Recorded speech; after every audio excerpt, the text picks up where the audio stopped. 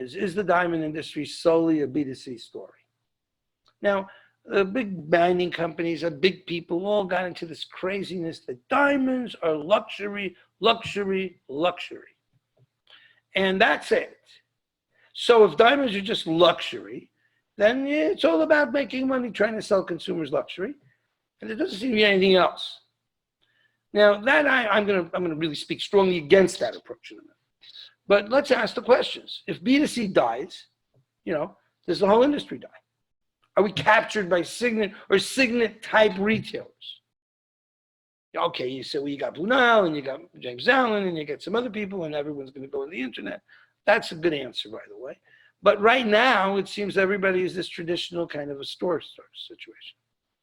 Now, here's the big: is there a viable B2B sector that can support the market when B2C is weak? And that's a question for now, just what's happening in this next months, weeks, well, months maybe.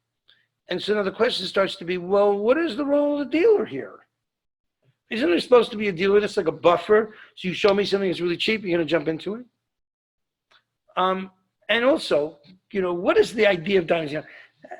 Friends of mine, or Stephen Lucier from the Business Associates, say, sell the idea behind the diamonds. Okay, fine. What is that idea? What is the idea behind the diamond? And luxury. Is there another idea? What was Oppenheimer thinking about in the late 20s, early 30s, when there was an absolute depression in the United States and no one was buying diamonds? Did he say, I'm not going to do anything with diamonds because there's no customers, and since there's no customers, I'm not going to come up with genius ideas to consolidate the mines and to make advertising and to spend money, which I think basically Harry did from Ernest. They were saying, we are diamond men. We are diamond people. We're not retailers. We're going to get the retailers to buy from us. But there was a sense of identity of people who were dealers or mining in those days. And they're saying, we are the diamond industry. We're not little schmuckalainies that goes after the market, the buyer, the customer, and say whatever that, and if the customer sticks his nose up, we faint. No. We are diamond people. And I remember I was in Antwerp 40 years ago, for you were learning, there were diamond people. They said, retailer, very nice. You're a retailer, good. Go and wait online. There was a sense of the dealers having power and market power and understanding what was going on. And it was a business that was driven, not pulled along, but driven by personalities like Harry Oppenheimer, who said, we're going to do it, man. We're going to make this business happen. And we're not just going to become slaves to us. Now, this argument about, what is the idea behind diamonds? Very important. It's critical. And I'm saying to you, the idea about diamonds is that diamonds are valuable, and I'm going to make that even more. But I'll ask more questions. Are diamonds more than just a luxury product? Are diamonds better than shoes and pocketbooks? What are we? Are we like shoe sellers, pocketbook sellers? Is that what the diamond business is about? Are diamonds valuable, intrinsically valuable? Without being fashionable, without being luxury, without adding all of the schmaltz and the making them and cooking them and building them and looking at them and dancing with them and modeling them and advertising them and marketing them. Besides that, are diamonds as a rare, vital commodity, are they valuable? Why are they valuable? Who makes them valuable? Who stands behind diamonds today? Nobody? Nah. So let me ask you the key questions. The big question, one question. Are diamonds a store of value in troubled times? Is that the diamond idea? I could show you a video maybe later of someone showing up in a concentration camp with something valuable that saved their life. We can talk about millions of people or hundreds of thousands of people who came after the war and had diamonds, and those diamonds allowed them to reestablish themselves. People have a Rolex watch, and in Africa it's called a passport, because if, God forbid, there's a war or something happens, you have a watch, you can sneak through customs or something, sneak through immigration, get out of a country. Think about that. Are diamonds having that thing? And are diamonds a store of value in troubled times? These are troubled times right now. Is there a market? Is anyone going to buy the stuff? Should we stand behind the product? Now, diamonds are a store of value if and only if there is a viable, ethical, transparent, and competitive and efficient market that provides fair value to those seeking to sell diamonds. In other words, the dealers have to get off their ass and not hide under the bed when the world comes and says we want to sell our diamonds. We have to support the product. Now, this market that we have to make, and I'm going to work at trying to make such a market, has to provide fair value. It doesn't have to be high prices. I don't care. It has to provide bids, competitive bids. Now, this kind of a market, isn't it? It's a B2B market. It's not B2C. It's not luxury. It's someone saying, I believe in diamonds. I know that they're going to be worth something more, maybe later or not, and I'm willing to pay a price. Look, even Signet, with all of its problems, it trades at $8 today. It doesn't trade at nothing. Last week, it traded at $20. Prices can go up. Prices can go down. But it trades. So I want to make a point over here that the diamond market belongs to the dealers, not the companies, mining companies, not the retailers. The dealers are the people that have to bind together and create a market with liquidity for diamonds. You have to do this. It's the role and responsibility of the diamond dealer community to participate in markets that provide liquidity for diamonds. Without liquidity, diamonds are a fraud. Buy those synthetic diamonds.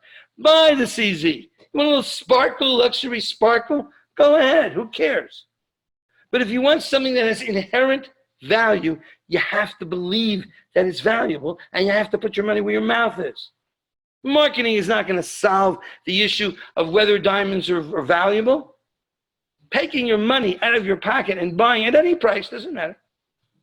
That's going to solve the issue. That's going to create diamonds. Because I'll tell you, if we're selling diamonds along the idea and consumers believe that diamonds are valuable, but then they find out that when the rain comes, everybody folds up the umbrellas and runs away, then we're a fraud. The idea that diamonds retain value is a fraud. And the idea that we, the diamond trade, I don't have to retail. Retail will sell. He'll do whatever. He'll sell CZ. He'll sell cubic zirconia. He'll do anything. Okay, I'm not against retailers, and I believe in retailers too, and not both for second.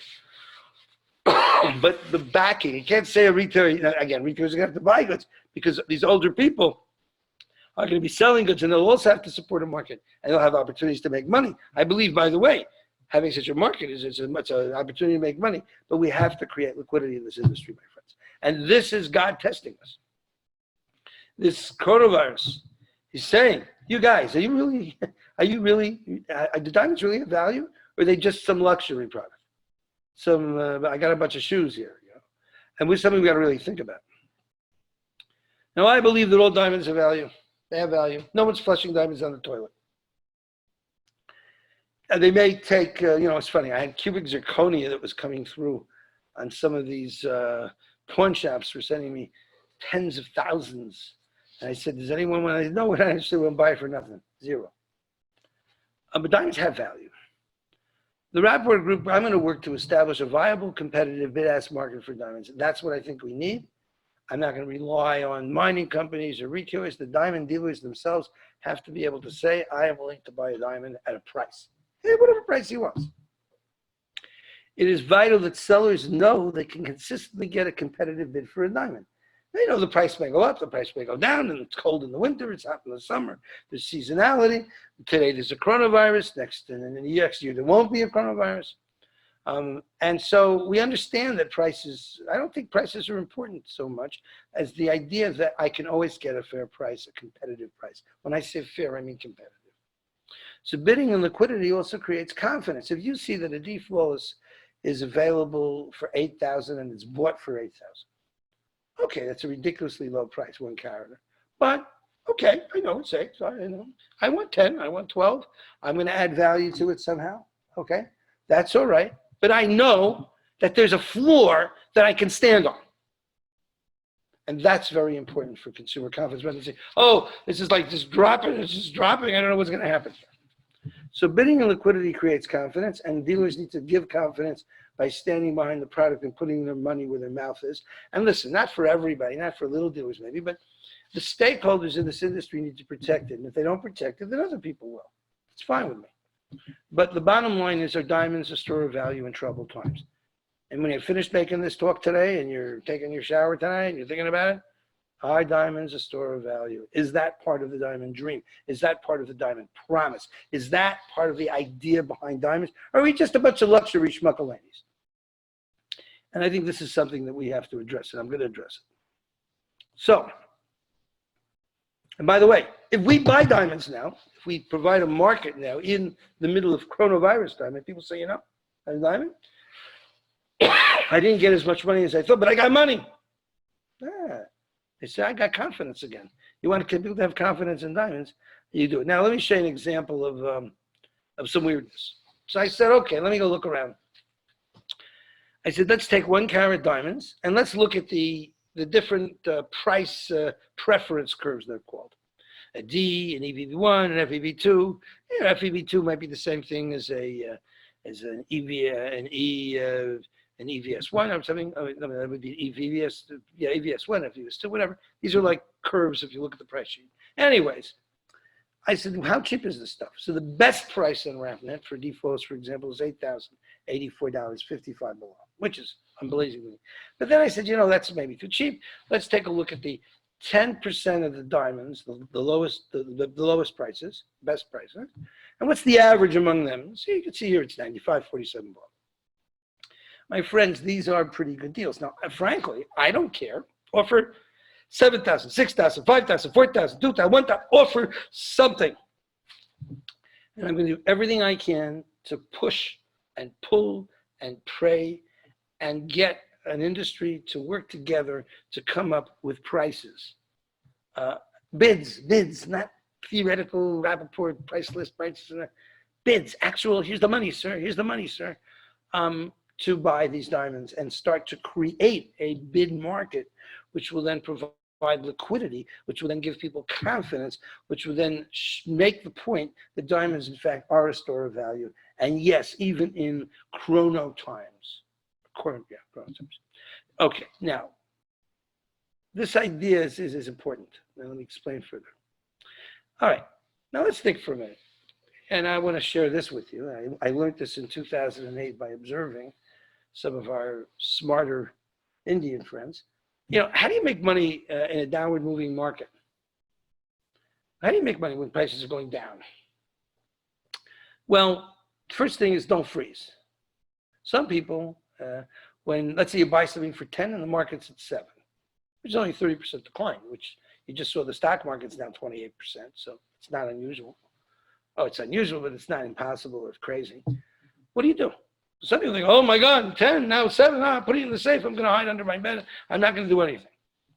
Mistake, big mistake. So what I saw happening is that the value of your inventory is replacement cost. It's not what you paid for, it's what you can replace it for. So what do these guys do? Let's say the diamond market is at, you bought it at 10 and the market's at 7. You sell at 8. You sell at 8. You replace it with 7, and you put $1,000 in your pocket. And you still have the same inventory. Nothing happened. You know, when the market starts to move up, the world changes. So you're breathing. You're taking something and selling it what you think is a loss, but you're replacing it with something else.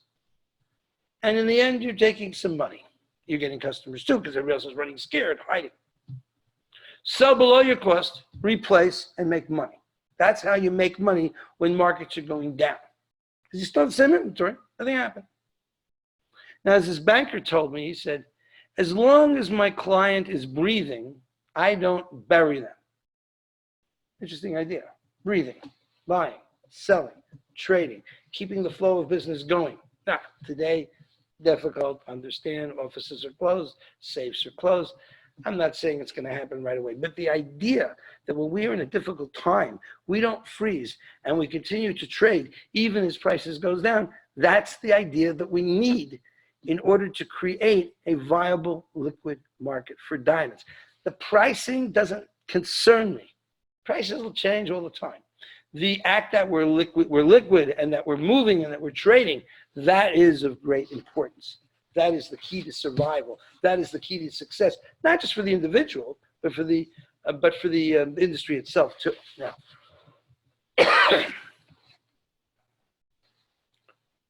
now I'm almost done here. I'm running around. We'll stop questions. We'll have time. Moving into the future. So you got to embrace the future. And the future today is uncertain. Only I know it's going to be different. We're not going to go back to how things were before this coronavirus. But you can own the future. If you know, they once asked Steve Jobs, he says, "Can you predict the future?" He says, "Sure, I can predict the future." And they said, "How can you predict the future?" He says, "Well, I make the future." Now, in his case, he was right. You know, he came up with iPhones and moving things with your fingers and stuff. But the bottom line is that we can, in fact, have a very positive way of going into this future here if we're willing to change and adapt. Now, I want to say something else. Technology alone is just a tool. These people say, "Oh, I have a great way to visualize diamonds. I have a great way to grade. I'm going to take over the diamond market." Nonsense. The technology should be very important, but it's just a tool. And it's not going to replace the business of jewelry, the skill of the craftsman, the bidding and asking, the negotiations, the hustle and the hassle, and the passion of the salesperson. Yeah, maybe they'll be passionate over Zoom. Maybe they'll be passionate over the internet. I don't know. Maybe they'll be passionate other ways. But the idea that someone loves a piece of jewelry and can sell it, or the idea that you can negotiate and that you understand the material it's so well that you're not afraid to buy it, that's not going to be solved by technology so fast, or at all ever. Yeah, there'll be markets and there'll be ways to trade diamonds like a commodity, I'm sure, and I'll probably create some of that myself. But the ultimate business of moving to the consumer, certainly, and even inside the trade, in the B2B world, is not going to be replaced by technology. So don't believe in technology. We're not selling technology. Remember that. We're selling beautiful diamonds and jewelry to loving people. And you see, you got to transcend this whole technology thing and not believe the new God is the God of technology. The fundamentals of business are going to remain.